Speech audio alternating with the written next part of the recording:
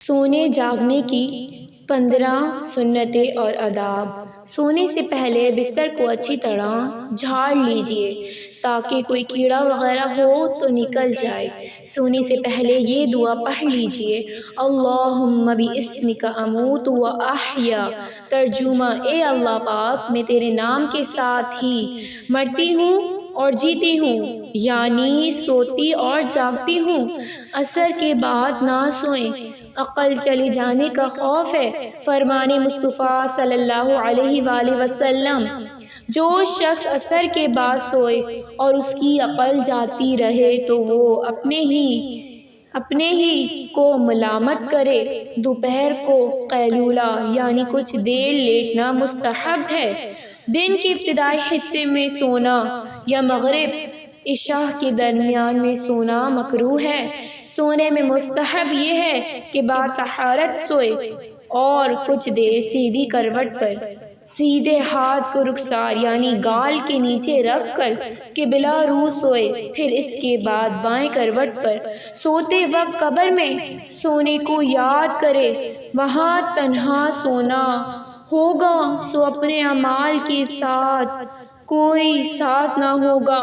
سوتے وقت یاد خدا میں مشغول ہو، تحلیل و تسبیح تحمید پڑھے، یعنی لا الہ الا اللہ، سبحان اللہ اور الحمدللہ کا ورد کرتا رہے یہاں تک کہ سو جائے کہ جس حالت پر انسان سوتا ہے اسی پر اٹھتا ہے، اور جس حالت پر مرتا ہے قیامت کے دن اسی پر اٹھائے گا۔ جاگنے کے بعد یہ دعا پڑھیں، الحمدللہ الذی احیانا بعدما اماتنا والیہ النشور۔ ترجمہ: تمام تعریفیں اللہ پاک کے لیے ہیں جس نے ہمیں مارنے کے بعد زندہ کیا اور اسی کی طرف لوٹ کر جانا ہے۔ اسی وقت اس کا پکا ارادہ کرے کہ پرہیزگاری اور تقوی کرے گا، کسی کو ستائے گا نہیں۔ جب لڑکے اور لڑکی کی عمر 10 سال کی ہو جائے تو ان کو الگ الگ سلانا چاہیے، بلکہ اس عمر کا لڑکا اتنے بڑے یعنی اپنے عمر کے لڑکوں یا اپنے سے بڑے مردوں کے ساتھ بھی نہ سوئے۔ میاں بیوی جب ایک چارپائی پر سوئیں تو 10 برس کے بچے کو اپنے ساتھ نہ سلائیں۔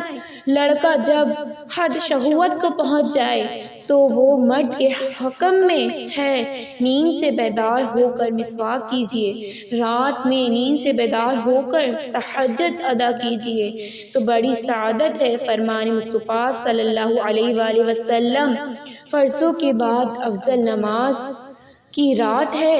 صلو علی الحبیب صلی اللہ تعالی علی محمد صلی اللہ علیہ وآلہ وسلم۔